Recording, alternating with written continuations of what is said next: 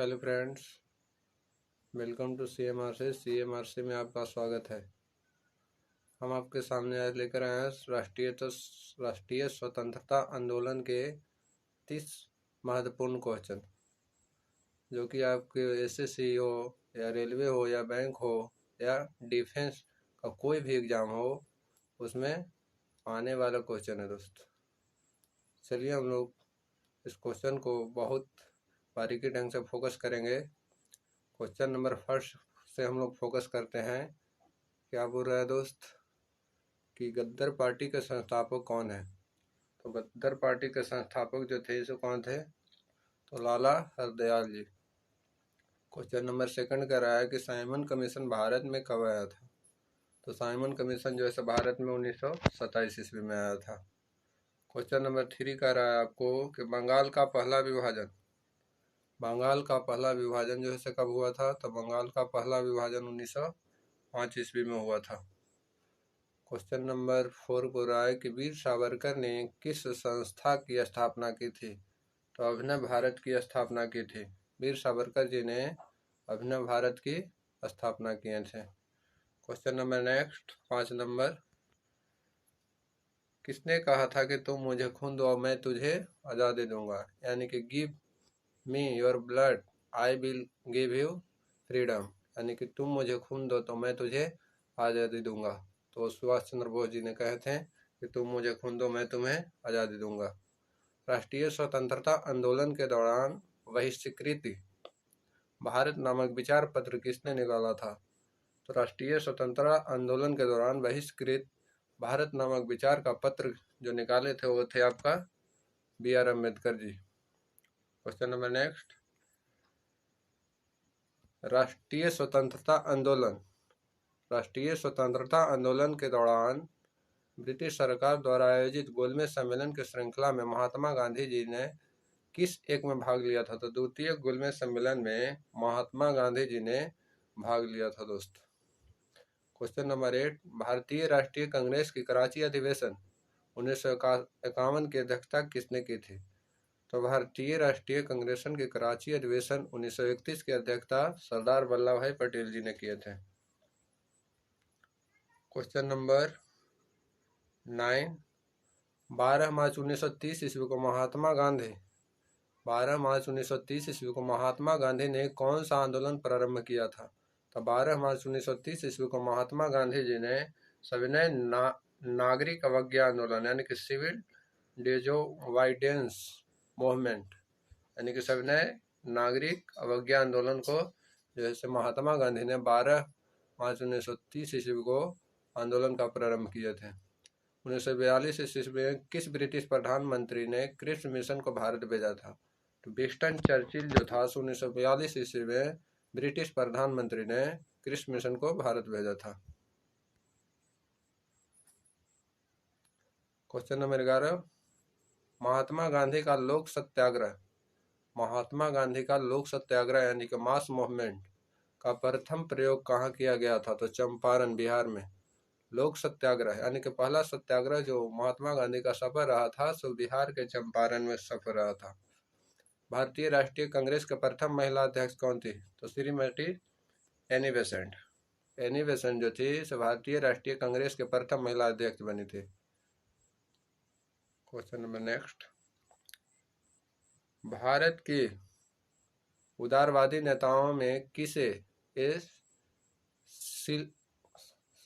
सिल्वरेड taut orator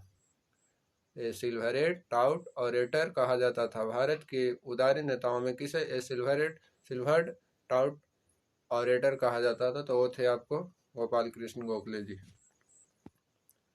अंग्रेज द्वारा बंगाल विभाजन का वास्तविक कारण क्या था?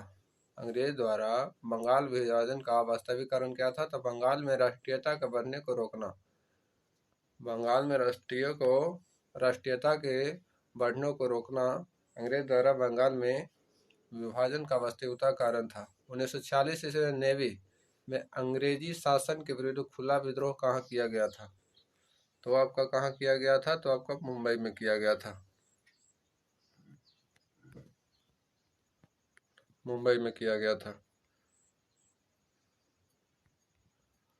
क्वेश्चन नंबर 16, किस एक के अंतर्गत भारत में ब्रिटिश शासन का अंत हुआ? तो भारत स्वतंत्रता अधिनियम 1947, इंडियन इंडिपेंडेंस एक्ट 1947 के अंतर्गत जो है से भारत में ब्रिटिश शासन का अंत हुआ था। Next question, the prophet of Indian nationalism and father of modern India किसे कहा जाता है? तो राजा राम मोहन को कहा जाता है कि जो prophet of Indian nationalism and father of modern India, Raja Ram Mohan Roy. नीति निर्देशक सिद्धांतों, डायरेक्टिव प्रिंसिपल, नीति निर्देशक सिद्धांतों डायरेक्टिव प्रिंसिपल के विषय में किसने कहा था? A cheque payable at the convenience of the bank, तो केटी शाह ने कहा था, केटी शाह ने कहा था। नेक्स्ट क्वेश्चन, किस प्रमुख नेता ने 1917 ईस्वी के चंपारण सत्याग्रह का विरोध किया क्योंकि यह महात्मा गांधी की अध्यक्षता में चलाया जा रहा था? किस प्रमुख नेता ने 1917 के चंपारण सत्याग्रह को विरोध किया था क्योंकि यह महात्मा गांधी की अध्यक्षता में चलाया जा रहा था? तो एजी रंगा जी ने। एजी रंगा जो था से कह रहा था कि महात्मा गांधी के अध्यक्षता में जो अगर यह सत्याग्रह होगा तो मैं इसका विरोध करूंगा। तो किसने किया था? तो एजी रंगा ने। तो कांग्रेस के किस प्रमुख नेता ने माउंटबेटन प्लान को आविष्कार किया था? कांग्रेस के किस नेता ने माउंटबेटन प्लान को आविष्कार किया था? तो आपका मौलाना अबुल कलाम आजाद जी ने। Next question, 21 number question, Gandhi ji का दांडी मार्च किस आंदोलन से संबंधित था? तो सविनय अवज्ञा आंदोलन से गांधी जी का दांडी मार्च संबंधित था। 1857 के विद्रोह में बिहार में विद्रोहियों का नेतृत्व किसने किया था? तो कुंवर सिंह ने किया था। चौरी चौरा कांड के कारण कौन सा आंदोलन वापस लेना पड़ा? चौरी चौरा कांड हुआ जिसके कारण से कौन सा आंदोलन का वापस लेना पड़ा था? तो असहयोग आंदोलन को उसके कारण से वापस ले लेना पड़ा था। 1930 ईस्वी में चटगांव को मुक्त करने में प्रमुख भूमिका किसकी मानी जाती है? तो सूर्य सेन को मानी जाती है। 1930 के चटगांव को मुक्त करने में प्रमुख भूमिका माना जाता है वह सूर्य सेन को माना जाता है। 1857 के राष्ट्रीय विप्लव को कुचलने में किस बाहरी ताकत ने अंग्रेजों की सहायता की थी?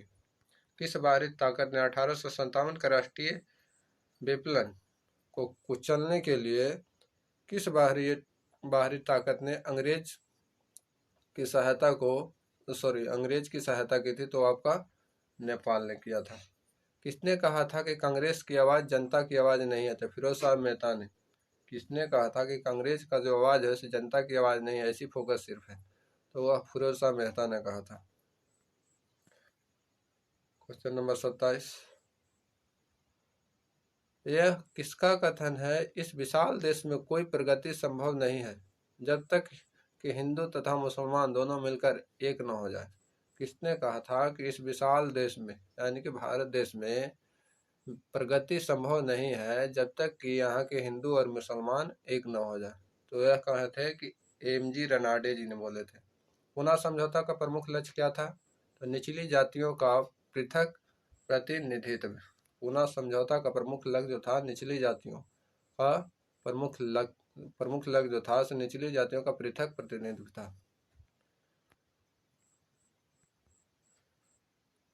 क्वेश्चन नंबर 29, लॉर्ड हार्डिंग पर बम फेंकने